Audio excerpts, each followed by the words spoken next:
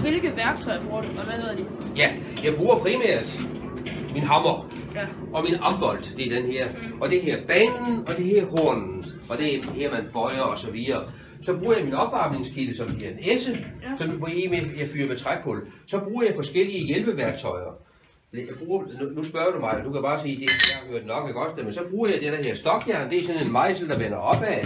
Hvis jeg skal hugge et stykke jern over, så lægger jeg det her, og så er det skarpt, og så slår jeg alt, hvad jeg kan. Bang, så skal jeg jernet over. Så har jeg så forskellige dorne, hvis jeg skal lave nogle rull, så kan jeg gøre det om sådan en her. Det her er en præstepik, eller en ringdorn, kald det hvad du vil. Men altså, den er kendt som en præstepik.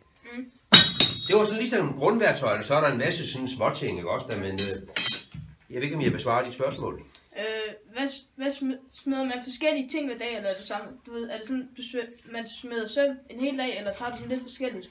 Min opfattelse er, jeg har jo aldrig været smed i 1850, men min opfattelse er, at man havde måske dage, hvor landsbyboerne kom med deres heste, og så skulle man heste og lave hestesko. Så var der dage måske, hvor man lavede bestillingsopgaver i form af vinduesbeslag eller reparation af landbrugsredskab og så videre.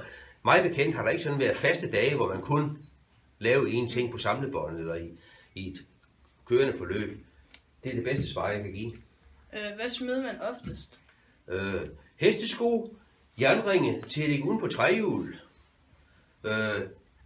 havetænder. Hvad er det?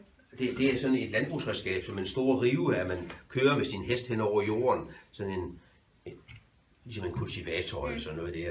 Og der skulle tænderne fornyes og skærpes og så videre.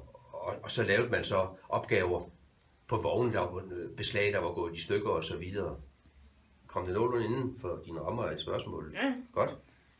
Tænk på, om du ikke lige hurtigt viste det der igen, hvor metal det kommer på træet. Så man lige kan vise. Jo, det vil jeg gerne. Altså, du vil se, hvor varmt det er. Ja. Ved du hvad, vi varmer der lige for hjernen.